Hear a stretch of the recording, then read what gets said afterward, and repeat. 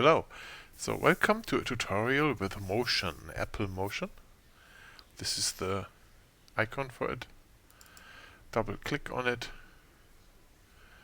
and when you open it, usually it greets you with a new file with a project browser where you can select what you want. We are going with a regular Motion project with the default settings, so no changes there. Let me adjust my screen to fit here the recording area I have here. Okay, and what we want to do today is we want to put the whole into an A, or even better, into a skull with teeth. It is about compound path in Illustrator, how Illustrator does it.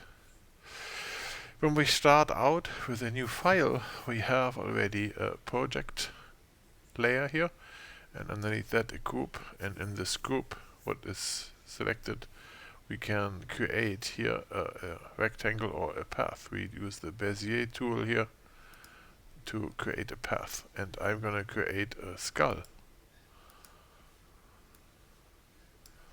like rough shape. I don't want to be like super accurate there. I close the path. Here, see, I have a curved line. I want it linear, so I right click on it and make it linear. I don't care if it's a deformed skull. It's fine for me, okay? I can rename layers, like the same as in Photoshop or any other tool. Let's name the skull. This is a Bezier shape. I want an eye in there. For the eye, I would use a mask. So while the shape is selected, on the mask tool here on the right, select a circle, and I make a circular mask in here. Now I see only what's inside the mask. In the inspector, I can see that I can invert this mask. So now what I do is I have one eye in my skull, and this is going to be transparent. You know, when there is a different background in there, like a picture. I have transparency here. I have transparency here if my project properties show that the background is a transparent one. In this case, the color is black. You can do any other color. So the color doesn't matter now because it's transparent anyway, so this won't be selected or exported later. We want a second circled mask. So we duplicate this and just pull it over to the right. So, but what happens now, you can see this, we have a mask on the mask inverted, but both eyes are gone now. What we need to do is we need to change the blend mode to intersect. So now we do have two eyes. This is far enough apart. Two eyes, no nose, no teeth. Let's continue with the teeth. So we select the head. Let's call this head shape. We should call it head shape. Head shape. We select the head shape, and for the teeth we use rectangular masks. Okay, so I put a rectangle down here. We have the same issue again. We want to have it inverted and also intersecting. Again, for this selected mask right now, the properties goes to inspector properties, and there's our settings in the mask.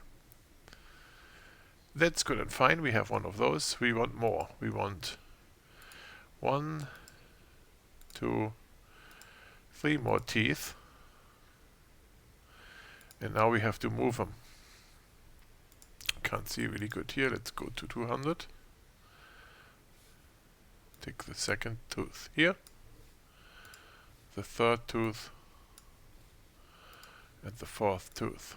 A pirate probably did not have straight teeth, or he even had a short tooth,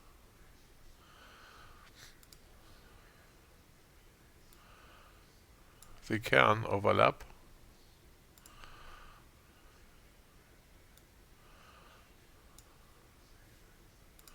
And then our original also gone this way. Is it also shorter? No, it's not. Maybe here on top a little bit. Okay, so there is our 4 teeth. Now all that's missing is the nose. Again, we have to select the head shape. We can go with a Bezier again or a freehand mask. Let's see how we do this here. I'm not too good in drawing noses. But there I got one.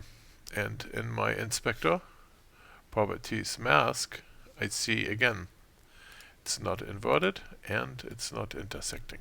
Now it is. You can move this where you need it. And there we have one shape with 1, 2, 3, 4, 5, 6, 7 holes in it. So 7 masks in one shape. We can go here and say share the curve. And we save this on our desktop. Oh, I by accident saved it as Untitled. But that's fine. We can rename it here to White Skull. Okay, if I double click on this and on the Mac, it opens here the program preview, and in preview you can select a frame around it and crop it. Here, crop, so it will be this small. Yeah, there. There's not more to say for this. So this is how you create the compound path. If you want to know how to change the color on this, okay, go back here. We should save this, by the way, as skull to the desktop. So if you have your shape here, you have your head shape color, and you can whatever pick pink. And now if you share this as current frame,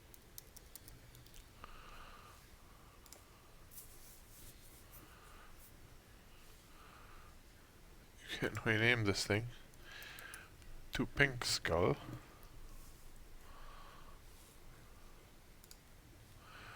Then you get on your desktop a pink skull. Again, it's an odd sized 1920 by 1080 or whatever.